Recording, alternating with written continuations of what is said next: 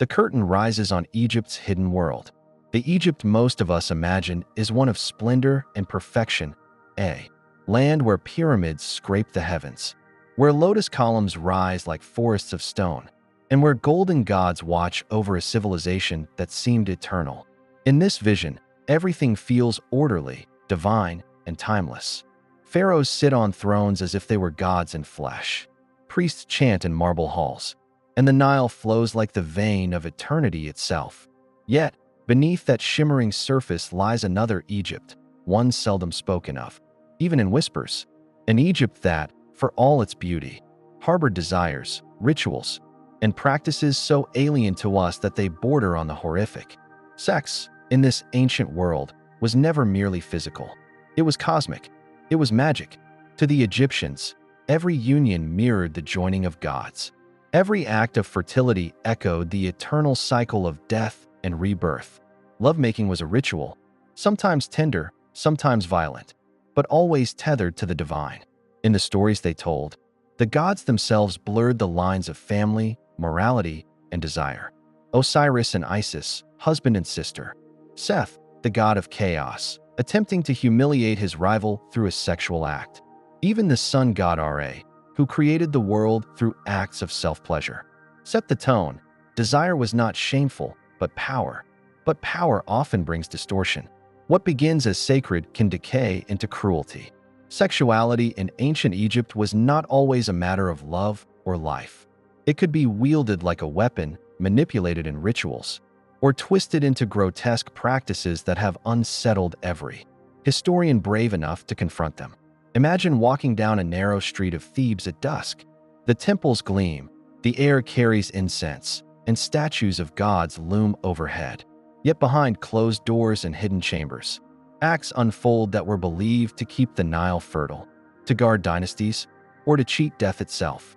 These practices, incest, ritual debauchery, desecration of the dead, were never written in public law but lingered in myth, gossip, and whispered warnings. They were Egypt's shadow, a mirror image of its glory.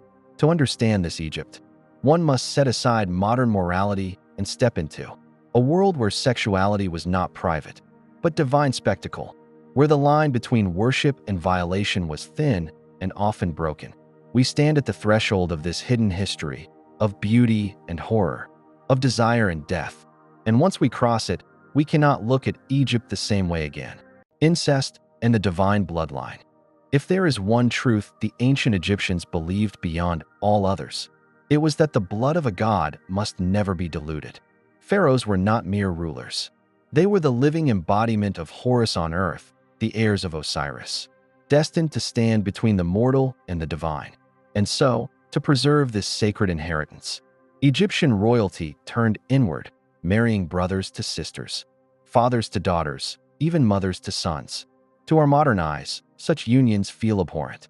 Yet in Egypt, they were not only accepted but glorified. The gods themselves had set the precedent. Isis was both sister and wife to Osiris. Their son, Horus, emerged not from sin but from divine necessity. To imitate the gods was to draw closer to eternity. And so the royal family wove its lineage tighter and tighter, until love became secondary to the preservation of a myth. History offers chilling examples. Consider Tutankhamun, the boy king whose golden mask has become a symbol of Egypt's glory. His parents were brother and sister. His wife, a half-sister. His mummified remains reveal the cost, a clubfoot, frail bones. The marks of congenital disease, all consequences of generations of inbreeding. Behind the glittering mask lay the frailty of flesh. But it was not only the new kingdom that bore these scars. Centuries later, the Ptolemies, Greek rulers who adopted Egyptian customs, embraced the same practice. Cleopatra herself, the last pharaoh of Egypt, was the product of generations of incestuous unions. She too married her own brothers, not for love, but to secure her throne. In this way, power was preserved, even as the family tree twisted upon itself into something unnatural. One can imagine the human cost. A girl of 12, a princess, led to the chambers of her brother or father. Her fate sealed not by desire, but by duty. A boy raised not to choose a bride from the people, but to turn instead to the sister who shared his cradle. There was no escape, for to break this cycle would have been to betray the gods themselves. And yet, in the silence of the palaces, whispers must have risen. Whispers of deformities, of madness, of children who did not live to see their first Nile flood. The divine bloodline, meant to grant immortality, instead brought fragility.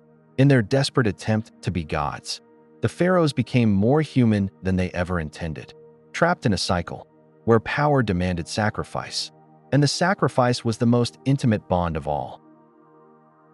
Fertility rites and ritualized eroticism. To the ancient Egyptians, sex was not confined to the private chambers of homes. It was the rhythm of the cosmos itself.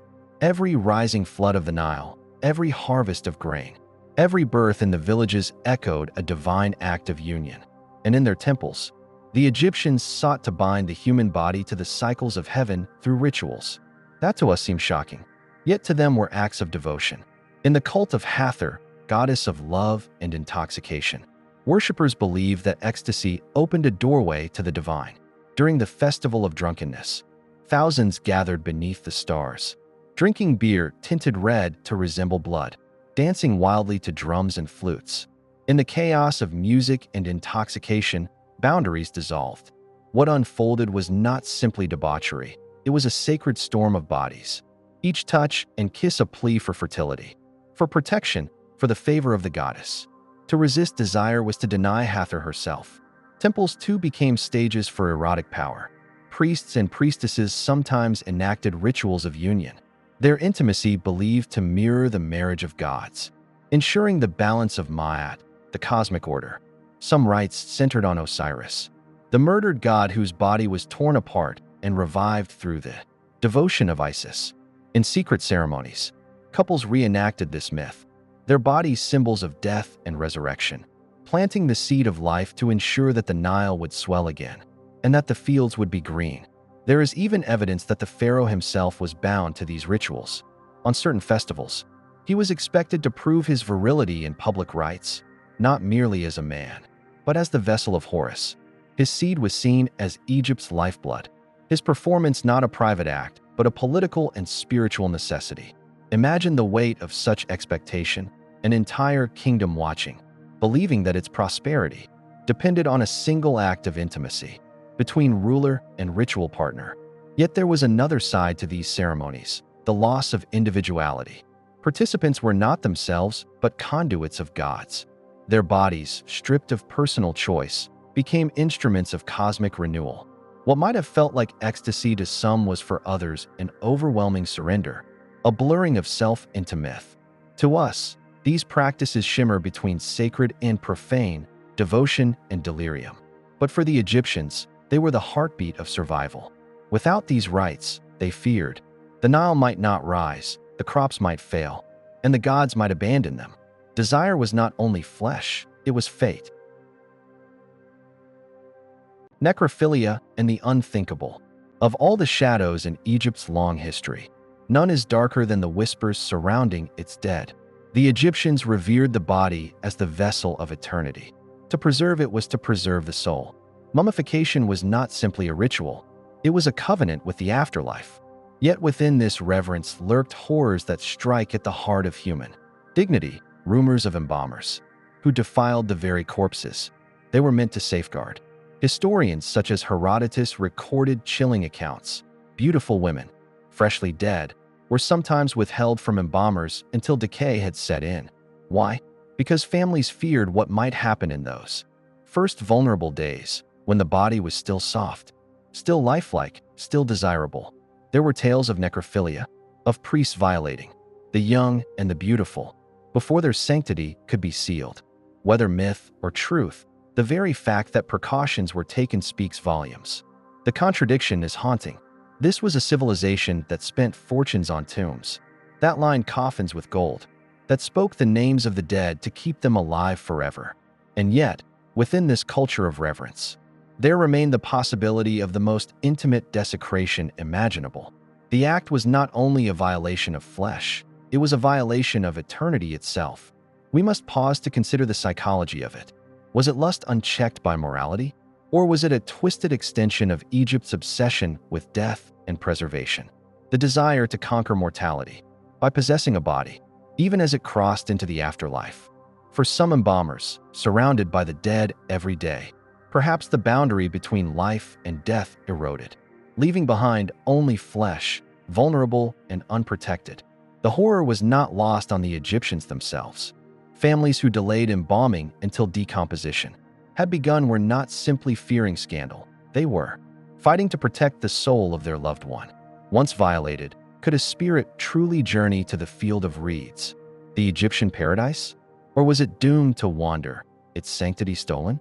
These acts, whether isolated or whispered exaggerations, remind us that even the greatest civilizations carry darkness within. Egypt could exalt the body as divine, yet in the hands of the corrupt or the desperate, that same body could become prey. The tomb, meant to be eternal sanctuary, was not always safe. And in this dissonance between worship and violation, we glimpse the fragility of human morality, even in the land of gods. Legacy of desire and darkness. What remains, then, when we peel away the golden mask of Egypt? A civilization of brilliance, yes, but also of shadows. Its sexual practices, so deeply entwined with gods, politics, and survival, speak to a truth more complex than simple morality. For the Egyptians, desire was not just pleasure. It was law. It was ritual. It was the rhythm of the universe itself. Incest preserved dynasties but left fragile bodies entombed in gold. Fertility rites filled the fields with grain, but demanded the surrender of individuality to cosmic myths. Necrophilia, whispered in dread, exposed the dangerous line between reverence and desecration. To us, these practices appear monstrous, obscene, but to them, they were strands in the great tapestry of Ma'at, the balance of the cosmos. There is a duality here that cannot be ignored. Egypt was both cradle of beauty and keeper of taboos. It was the land of love poems etched on papyrus, and also the land where a brother might be ordered to wed his sister. It was the land of delicate perfume bottles, carved for seduction, and also the land where a corpse might need protection from the living. This tension between sanctity and horror is what makes Egypt endure not only in history, but in our imaginations. Even now, when we stand before the pyramids or wander through the silent tombs of the Valley of the Kings, we feel the weight of more than stone.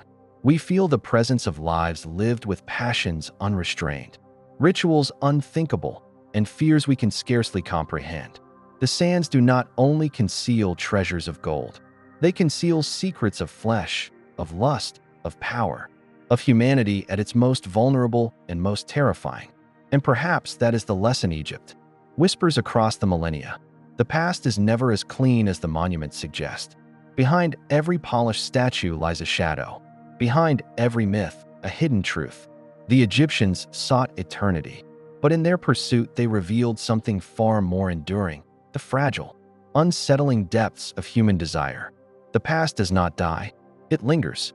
It whispers through the desert winds, carrying both the glory and the horror of what once was.